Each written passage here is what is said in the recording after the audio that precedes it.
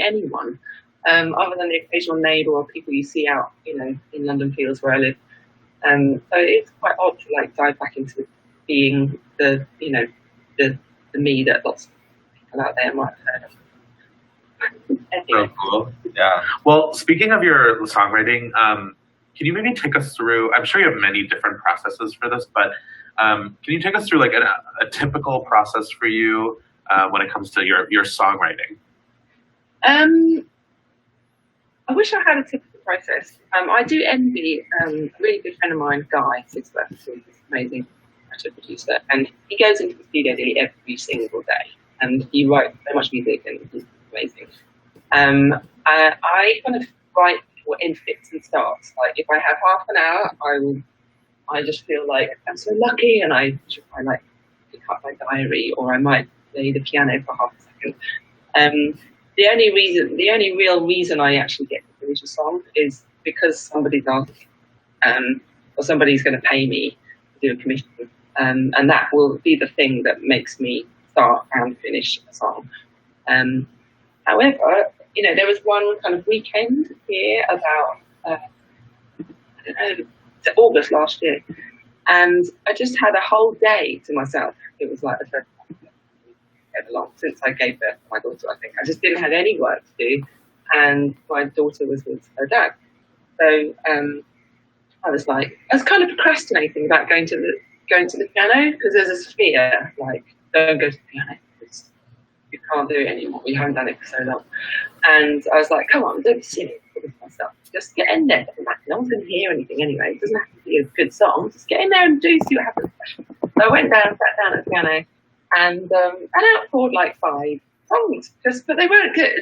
I had the lyrics. Some of them, they're like pretty awful. But what was nice about it was just it reminded me that it is there at any moment that I have. And so really there is no method. It's just that you just have to make the time to do it. And whatever you have at hand at that moment is what ends up forming where the song's going to go. So then it was the piano. And I was also thinking about Scouts, and I was also thinking about near-death experiences for some reason, because I nearly died quite a few times, just being stupid and like jumping off cliffs, not for suicidal reasons, just kind of, oh, that's fun. And then like really nearly got very, very close to a very sharp rock at the bottom, not realising it was there. Or, jumping onto a railway tracks and falling over and getting electrocuted. Well, not electrocuted. Oh, wow. Dead, but electrified. And so I just started writing about these things. So at that point, it was write a song, because that was what was on my mind. Loving Scout so much, missing her because I wasn't with her for like 2 hours, and I had all this stuff to think about. So, and then the next time I was in the studio 2 days ago, and Scout really, really wanted to sleep in the studio. Like, I've got a studio not in this house, but in another place. And I was there finishing off another project. And so she was like, Mummy, I really want to sleep in the studio. I was like, really? It's cold down there. And she was like, but you can work. And I was like, oh, I wasn't really planning to do any songwriting, but, I was kind of quite happy to go to bed early. But again, she helped me face my demons, and I went downstairs and I just pulled up this song, and I was looking at her asleep in my studio, and it just, out came this song again, but with a very different vibe. I actually plugged in Endless. Do you know what Endless is?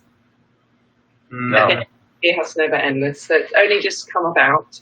Tim Exarch is one of my greatest inspirations in music and tech. He's developed this app called Endless with 3 S's, and it's a social jamming, music creating. It's like Twitter for music. Cool. Get it right now. And it's so good. And I just plugged that in because I didn't want to make a noise like record new instruments or anything. So I just like plugged it in just out of the headphone out into the Ableton or whatever I was using Ableton, and just like made some beats, made some bass lines. And this really unexpectedly nice kind of backing track came out of it. So that's my method, is basically whatever is at hand at that moment. If it's a guitar, if it's some birds outside, and that's, happens to be feeding in, and there's a little something there in the melody, or, literally anything. There's no method. So it can be sometimes accompaniment first, sometimes melody first, sometimes lyric first. It kind of just changes all the time.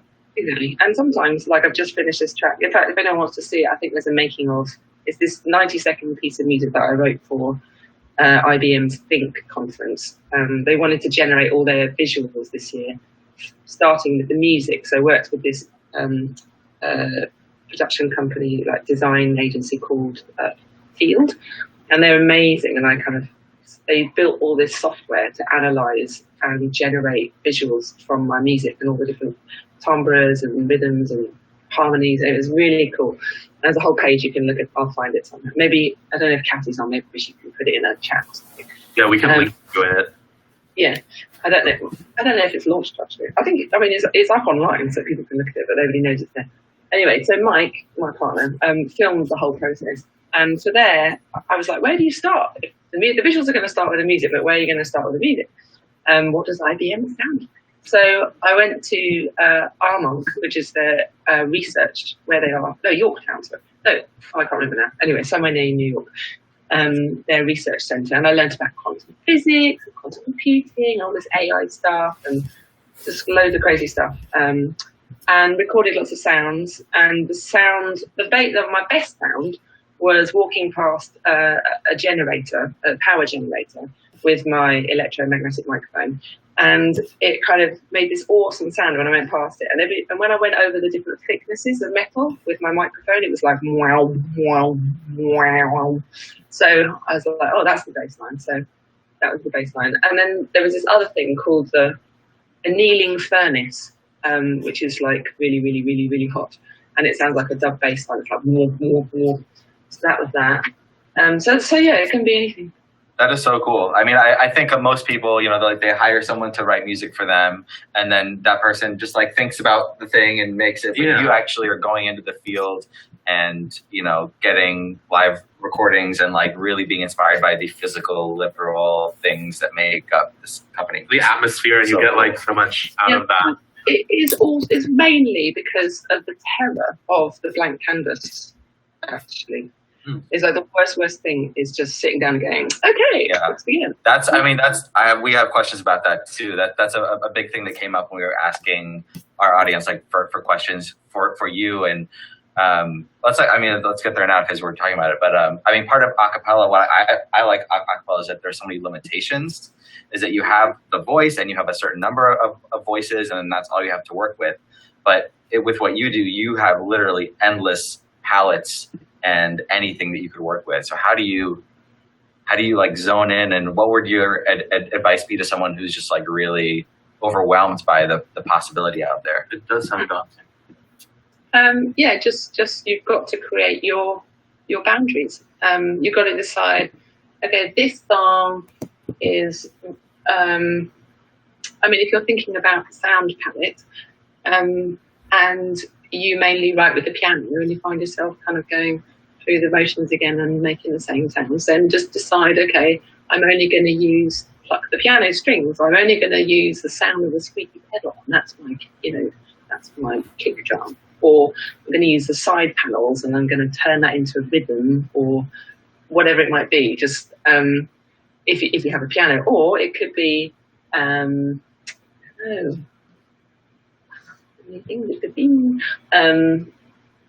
say for instance, there's this song, You Know Where to Find Me, which is I had to write for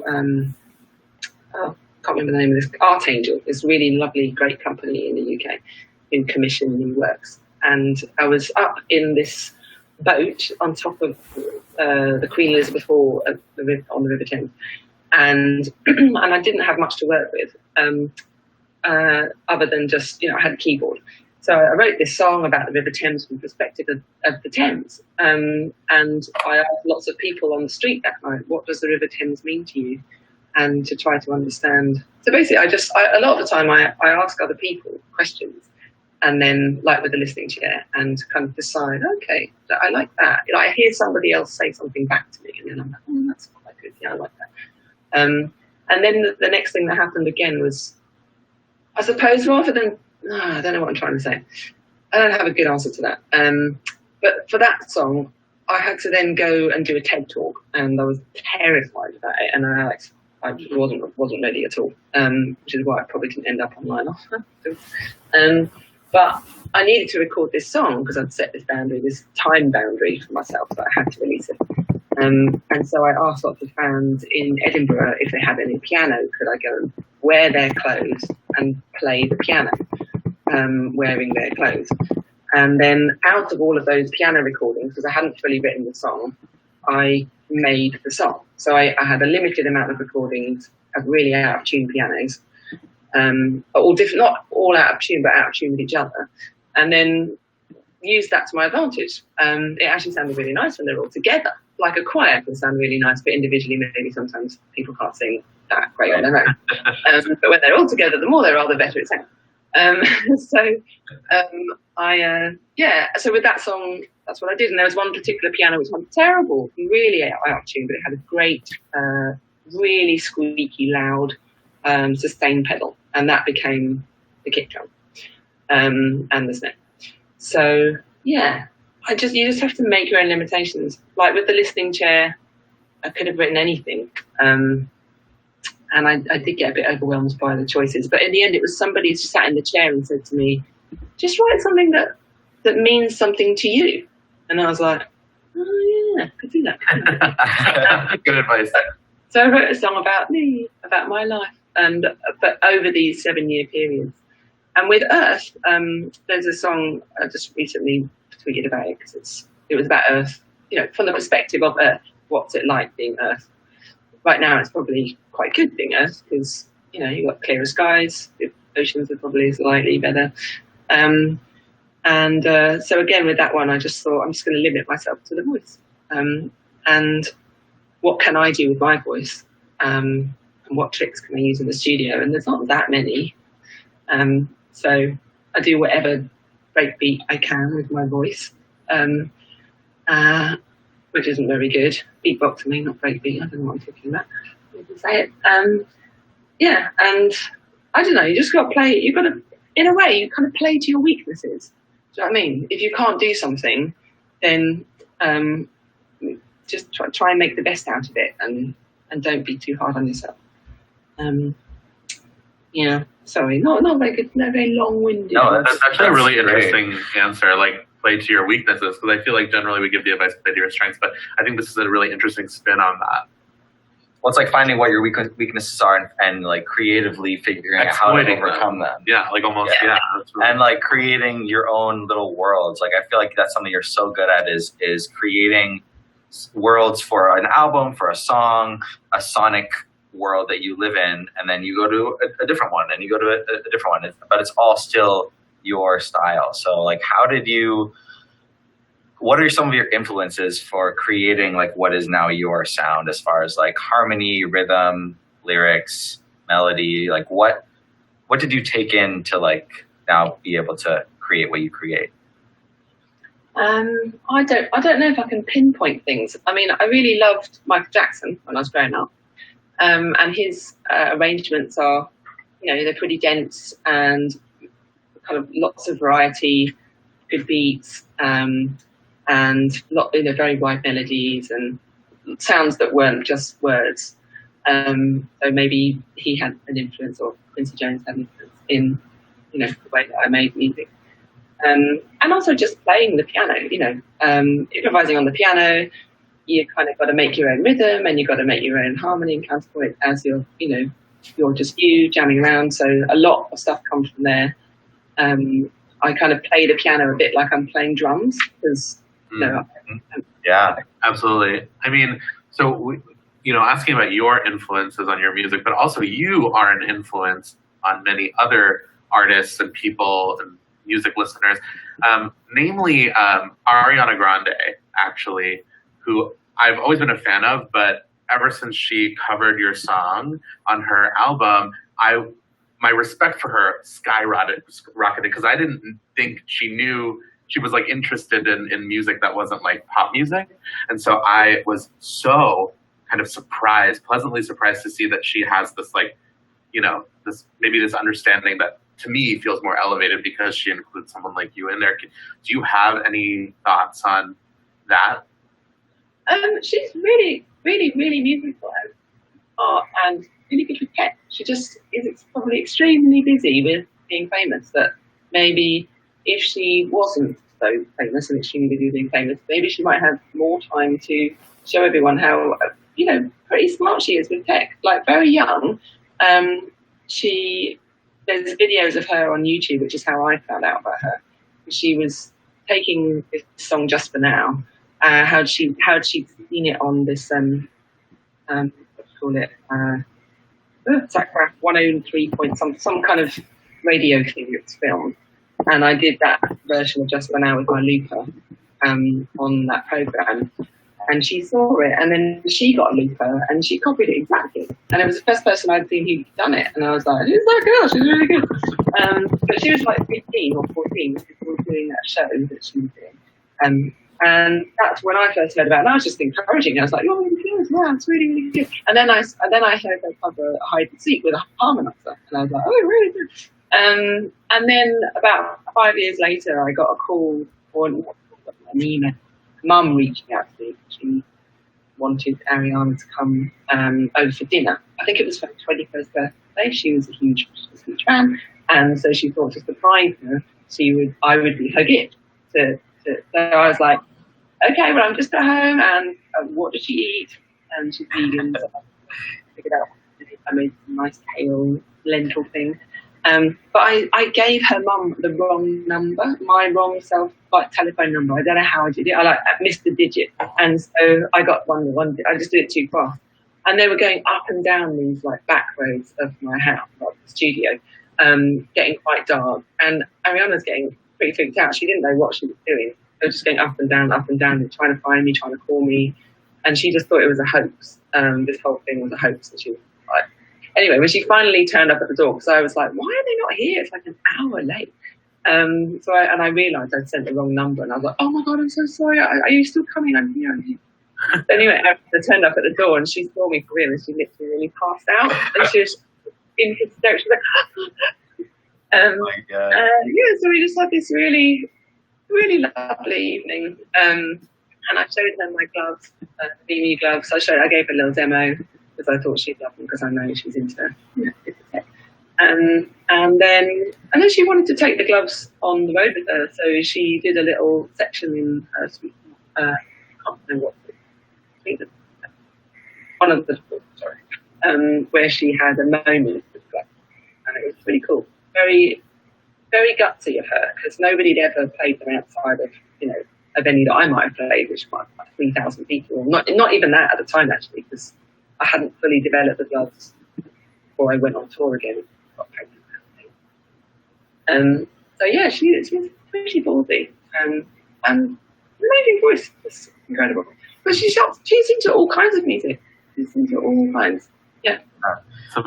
Did she customize the gloves at all, differently from how yours are set up, or did she just kind of go with what your settings are? Well, the gloves are. She had a very nice pair made. She had if you look at her gloves, they're white, silver, pink, but the same tech. And our team worked together, kind of pulled together a session with what she wanted. And then if you look on it online, you can see what she did. Yeah. And then right at the end of the tour, she really, really pulled one out of the bag where she did a cover of Hide and Seek using the gloves and a harmonizer, something I hadn't even done myself. And wow. Really, really good. Yeah. Yeah. Can you tell us a little bit about how the gloves came about and what the inspiration for them was and the process of that? And are they commercially available for me to? They are. Yeah, they are. Except we're on a bit on pause right now because of we can't get anything made over here because of the fire. So right. A little bit frustrating because there's lots of people that are waiting for their gloves and we can't get them. But yeah, we launched them commercially last year, November or something like that, or maybe before. Maybe that's when we delivered them. I can't remember. No. Oh, anyway, yes, there are some out there. And we usually kind of do 50 or 60 at a time. But the idea came around just really out of frustration, just not being able to get the dexterity and the spontaneity of how I can with my voice and with a piano or with an instrument. that are like an acoustic instrument or a guitar with an instrument, but have that same kind of freedom, but with my production tools. So with reverb, or if I wanted to loop something, or if I wanted to like change a filter on something, you can have all of that in the studio, and it, you know, you can meticulously do that. And you know, you don't need 100 arms. You can do one thing after another after another. But when you're on stage and you want to change a filter of a bass or something live, your whole hand is taken up by existing, you know, like a keyboard knob or something, you know, or just like a pot or a pan or whatever. You kind of just have to use your whole hand to turn something. And then you can't carry on playing the piano or playing a bass line. You've only got one hand to go. Anyway, basically, if I wanted to record my voice, previously I would have to either run back to base station on the stage and just, you know, press a button, which would disengage me from my performance and from the audience and from the band. And then I'd be back on the middle of the stage kind of singing next bit, and then I'd go back and press stop or press play, so it looped. And I tried to do other versions of it, like I'd have there's this system called iQbex where you can define what kinds of things you want. So you might have sliders, you might have buttons, you might have pads, you might have flowers, sensors, or something. And I kind of created this very complicated setup so that I could have the freedom to move around on the stage and press a thing there and push a thing there and twist a thing there. But it was like, it was ridiculous. It like take me 2 hours to set it up just to have the freedom to record my voice, you know, where I wanted. And in the end, yeah, I realized that the technology was available to be able to use wearable technology to do that. For years, I was thinking about something in my body that I would touch, but I never thought about my actual hands as a tool. And then I saw this woman called Ellie Jessup who developed a thing called the vamp glove. And she showed me this one simple gesture where she did a pinch action. And when she did that, she sang a note. And when she sang that note, that little nanosecond of a tone coming out of her voice was then synthesized into that same note with a synth, like an oscillator or whatever. And then she would do this, and it would create a vibrato. So she would sing a note, make a tone using a synth sound, and then do this to make the vibrato. And I was like, that is amazing. Use your actual hands to do the actual gestures that you want to achieve. Catch your voice, move it over there. So, you know, make a funny bass sound, make some sparkles, you know, just do it with your hands. But there was no system that existed like that. So I wanted Ellie to work on it with me, but she was tied to MIT Media Lab and on this crazy opera. So I had to start from scratch and worked with my friend Tom Mitchell. We got a 10 grand grant from the University of West England, and we kind of butchered a fibre optic glove from a German company called 5DT. And then from that, we kind of built on the sensors, we built on the IMU for like picture on roll for our, you know, quaternion, basically space, time and space. And then from that, we needed a button, and we needed lights and buzzers for feedback so I could see what the hell I was doing. And then we need to kind of completely rework the software. And then we created our own custom built glove. And then we brought on some more team to do that. And then we built the software, mainly down to this amazing guy who's now like basically the CEO of Media called Adam Stark, who's been keeping it going for all these years, and just came in as a Max programmer and stayed on. Like, it's been 8 years now, or maybe more since he came. So it's been going on 10 years. Wow. And now I can actually get to the point, and I just did a tour, complete freedom, just not thinking about technology at all, just being so at peace and at one with these, you know, basically like a second skin. So if I want to catch my voice or I want to take some reverb, I do secret finger, and I kind of pull the reverb out to a maximum. But it's not like secret finger move hand to the right. It's just like, yeah, it's just like it's a natural gesture. That is so cool. I'm imagining a choir of people with the gloves, with the Mimu gloves, like manipulating their voices, and like I literally have chills thinking about how good that could be. Do it. You could do it with right. So there's this thing here. So wait a minute. I wasn't planning on showing it. Just I've been tidying up today. This is called a mini mew. Oh wow! And it was led by this woman, Helen Steer, I think her name is.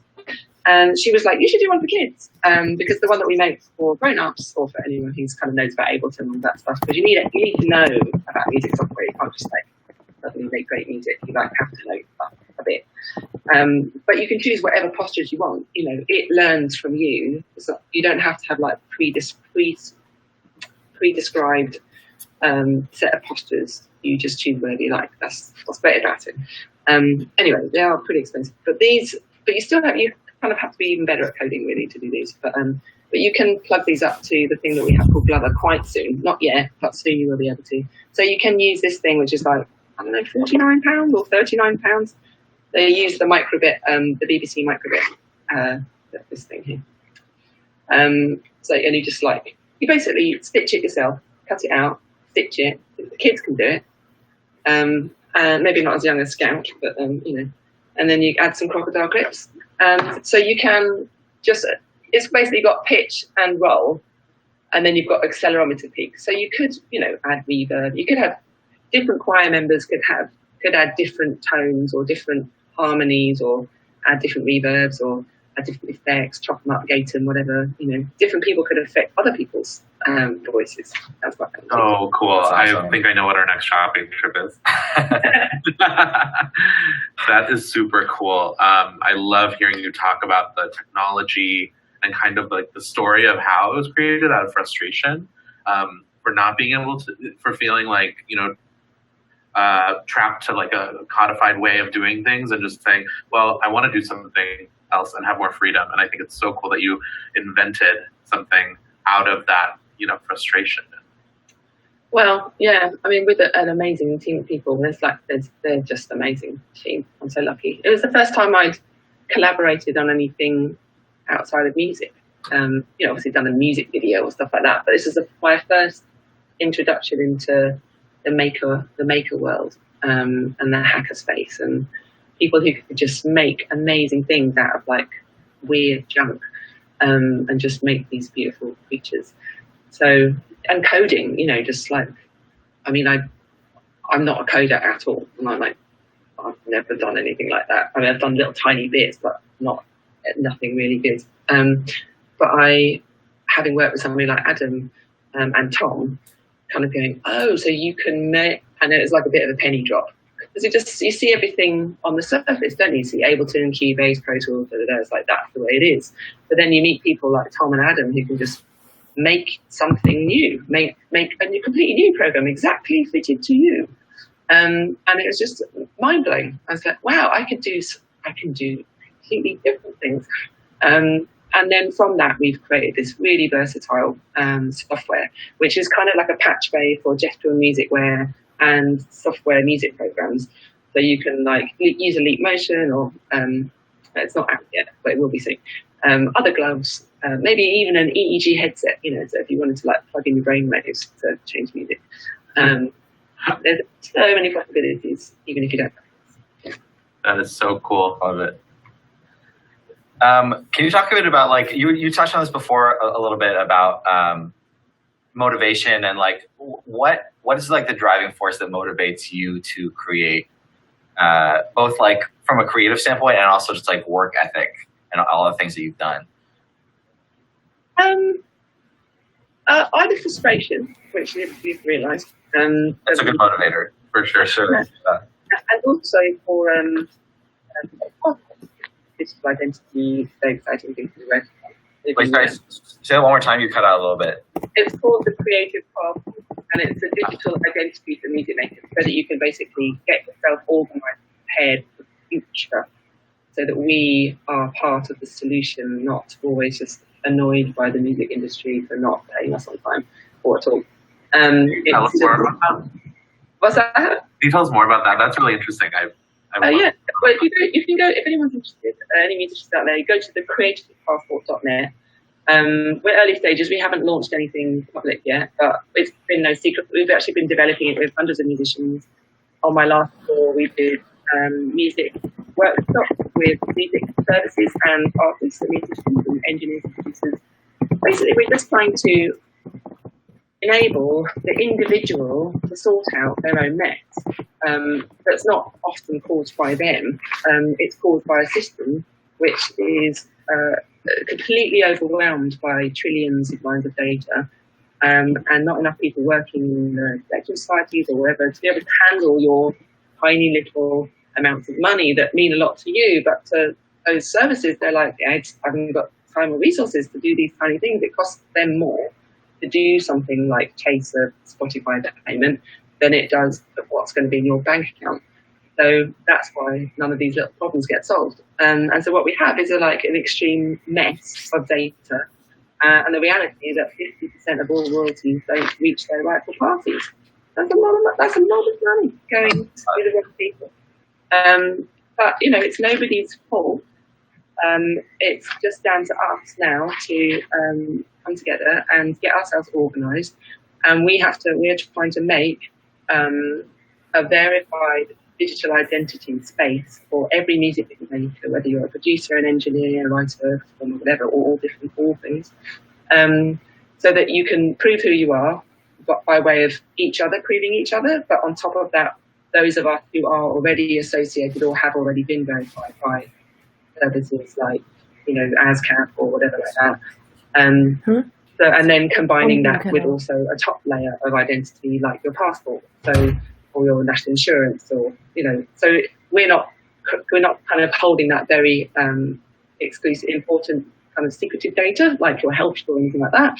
We're just dealing with the next layer down, which is your skill sets, your passions, the songs you've worked on. Basically, at this stage, in the next kind of few months, launching a place for musicians to just put in stuff about themselves that they might have to write elsewhere. So that could be a biography, anything that you'd want to keep, basically, and just to believe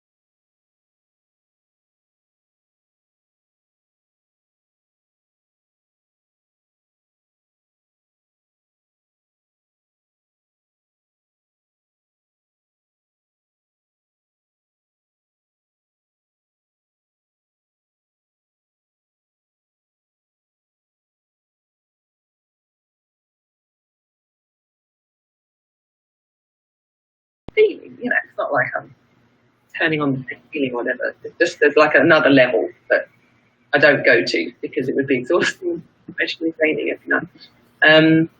But every now and then, if I really think about, this person, it's very upsetting. But then at the same time, so much incredible, great things, and really great things have come from the song for me in my whole life. This magic song that kind of came that night, began that night from something so horrible, and has basically opened the doors for so many things. I mean, even just financially, not my own version of it, because the big kind of time when people really listened to it was before YouTube paid you any money and all that kind of stuff. But Jason Derulo covering it, changed my life financially. It was number one in America, it was number one in Australia, in the UK, all over. And that's when I first saw some proper royalties, and I was like, wow, that's what it's like to be successful. It was quite life changing, and I ended up being able to, fund the Gloves project because of that. And so there's been these kind of, and as well, like Ariana, just championing me. You could never have guessed what it is that brings you, the ability to keep going, really. Because these people give you a new life through different fans coming in, and the diversity in the fan base is what I think keeps me going. Because I have this kind of freedom I'm not like pigeonholed. And Clams Casino, this track come out recently, Clammy Clams, as on Instagram, did a beat with kind of chopping up Just For Now, and then rapper Little B did a version of it, sung over it. But his instrumental is really, really great, and it's kind of all of a sudden there's this, is it cloud rap? I think that's called cloud rap. Bass rap, I don't know. This whole kind of genre is kind of I seem to be connected to it through lots of these kind of rappers and producers from that genre's kind of taking stuff of mine. So Hide and Seek has, the biggest thing that Hide and Seek's done, because I didn't think anyone would like it. I thought it was very self-centered, very self-indulgent to write a song that didn't have any beats or anything. And people would come into the studio and be like, yeah, you're having something really good, but that song, you should like put some beats on it or something, on Hide and Seek. And I was like, no. Blasphemy. Put some beats on that. I mean, it would have been okay. Lots of people put beats on it. Yes, there's got beats on it. Loads of people put beats. But I wanted it to be a cappella. That's the point. I wanted it to be a only vocal, and it was a real challenge to do that. And I was really proud of it.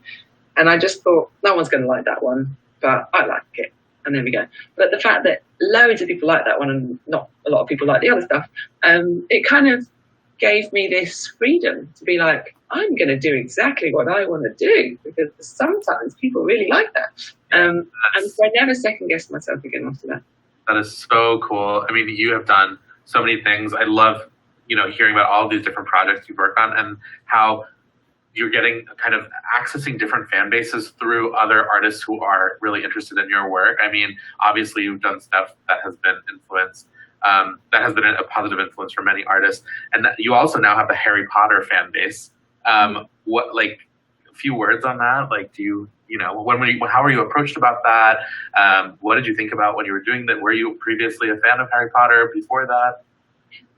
Yeah, I mean, I got asked in a field. I was kind of got asked in a field. I was pushing Scouts. She was like 5 months old through this muddy field, feeling a bit like, I don't want to be pushing a baby in this muddy field. I don't know why I wasn't carrying her at the time, because I also carried her quite a lot. Anyway, I got this call from a friend of mine, Stephen Hoggett, and he is a movement physical theatre guy. And I've worked with him once in the past. Really, really great guy. Always loved his stuff. Anyway, he's a huge fan of my work, and he knows everything. He knows all the weird stuff that nobody's ever heard. He's just this great music nerd. And he said, Amy, I've got this project I'm working on, and I can't tell you what it is, But we are workshopping with your tracks, like stuff from Love the Earth, which is this orchestral kind of work that I did, and this other weird thing called Seashell and the Clergyman, which is like a 30-minute a cappella score for a silent movie. And he was like, these things are sounding great. Is it okay if I carry on? And I was like, sure. What is it? And he's like, I can't tell you. He's like, what is it? And he said, okay, it's about a boy with a scar. And I was like, okay. I didn't know what that was because I didn't know about Harry Potter. I didn't know all about that. So then I went back to my friend Alexi, and he's my assistant. He does everything with me, and just said, Stephen's just rung me up about this thing that he's working on, Boy with a Scar. He's like, Harry Potter? And I was like, oh, I know that, Harry Potter. And then we looked it up online, and we didn't look up the Boy with a Scar, we looked up Stephen's name with Harry Potter, and lo and behold, there was this production that they'd been working on for a while that had been, they told people about. So I was like, oh my goodness, that is crazy.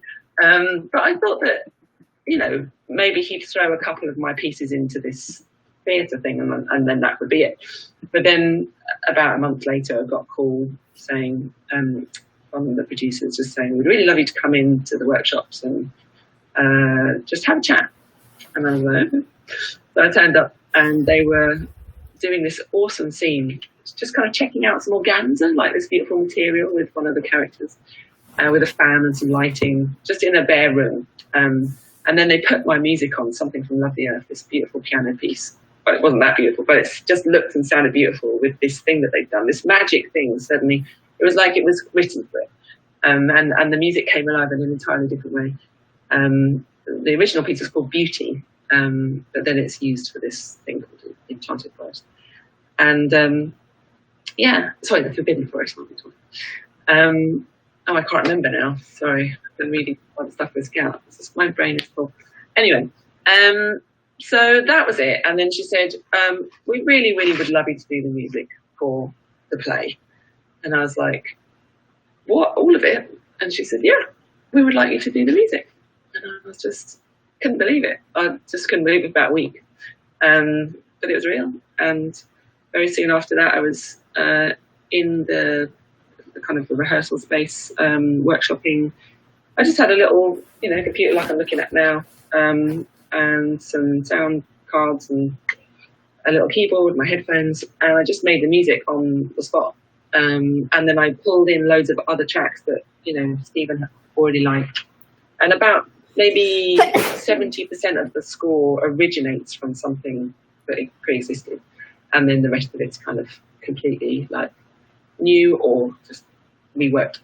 So it's a really crazy project. And I actually hardly spoke to anyone the whole time because it's such a massive job. It's like 2.5 hours worth of music, and I had very little time to do it.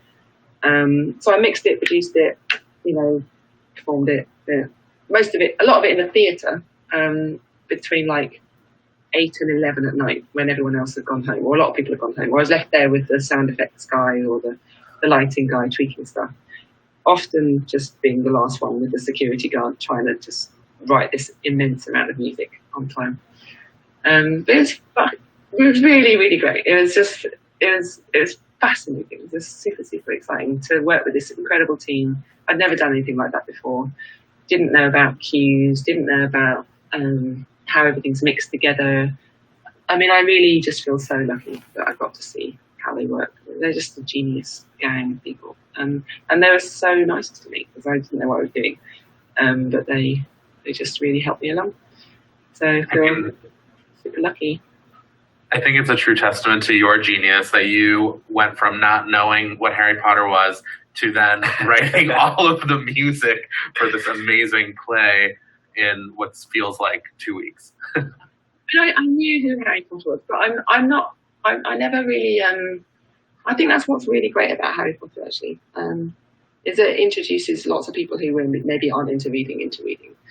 And that's the same for theatre. They're bringing a lot of people in who wouldn't normally go to the theatre, and they're like, oh, theatre's pretty cool, maybe I'll come back. And it's having a really positive effect on lots of people now, kind of wanting to come back to theatre who wouldn't have normally done it.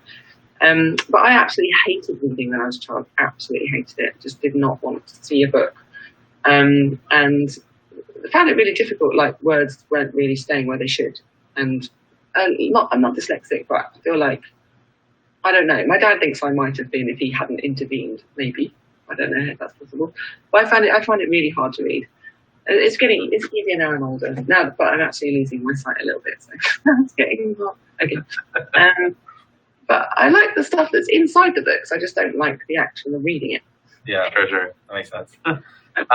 You've done so much, so many different projects, musical and tech and all this other stuff. So what's the thing that you're most excited for, or like a goal that you have in the future, I guess? Yeah. How far into the future? At however far you want. What I would really love, the thing which really drives me every day is how can I simplify my life so that I don't have to be frustrated by whatever it might be. And the biggest things in my life are the tech that I work with musically, and I really feel like we're moving. I love what Tim Exil's doing with Endless. It's absolutely brilliant. I love it so much. You should all check it out. The combination of that with the Mimi gloves, I really can't wait till the day when the Mimi gloves or gestural interaction with music. That flow of systems and tech, physical tech and software tech kind of talking to each other in a very seamless way, instead of having all these plugins that doesn't work with that and updating all that rubbish. Hopefully everyone will just get over having to have exclusivity around things, and we'll just everything will be nice and talk to each other. And then on the other side, I look forward to the same thing happening with the music kind of industry, the business side, is that the songs have everything they need to do business with anything and anyone. They have all the information they need. Everything is complete. Everything has context. So that if somebody wants to license a song, they want to cover a song, they want to put it in their wedding, they want to, whatever they want to do with it, they want to know who their saxophonist, they want to know what the inspiration was about, whatever it is, they want to know what microphone you use, whatever it is. I want these songs to basically have. What I think is going to happen is that the songs will be like the service. So the song will be the center, and then on the outside you'll have all these kind of layers of services, and they'll all kind of be connected together. I don't think it'll be like Spotify. It won't be like that. It'll be like experience through video and music and VR and XR and these songs and your experiences, and your identity will kind of float through, like we do shops, we kind of in and out of shops and just ourselves. So kind of the virtual us, digital us, whether it's data, who we are, movements in AI, helping us to be our best selves in the physical world by empowering us as much as possible in the digital world to allow us to be good at what we're good at, by empowering us with useful tech, with useful software. Anyway, I feel like the Creative Passport is a big part of that for me, or at least it's my way of getting into that space, to help myself be data organized, my data self, and that in turn that might emerge into a bigger AI, department, augmented imaging. That's actually stuff I won't talk about very early on. Not that I don't want to talk about it, just because I talked about it. So yeah, basically flow everywhere, flow at home, flow with the family, flow in the music room, flow in creativity, flow in work. Wow. Augmented imaging great. sounds really cool. And augmented imaging is something that we need to talk about when we have you on our show next. You're so cool. This has been an amazing experience for us. I know this has been an amazing experience for all of our participants. I'm going to go listen to Speak for Yourself, for the rest of the week. I'm so happy. I'm so excited. This was amazing. Yeah. Thanks so much for joining us. Any final thoughts, advice to our listeners? I don't know. It feels like I should say something about coronavirus. No. I don't know. I don't know what to say. Just that I feel like I don't want to say something super positive. There's people out there having super awful times right now. Yeah. I'm really worried about what's going to happen when some people think everyone can go back to work, woo, and loads of people, millions of people won't have work. And then what's going to happen to suicide rate, what's going to happen to depression, what's going to happen to all this stuff that's going to massively snowball. There's awful times ahead for many people, and that's really, really sad. I'm excited for the planet. I'm excited that we have had this opportunity in life to experience what it feels like to slow down and to see the planet breathe. And that feels like this incredible thing that we've had the chance to see, a glimpse into that. And just as much as there's a lot of hardship to come for lots of people, but it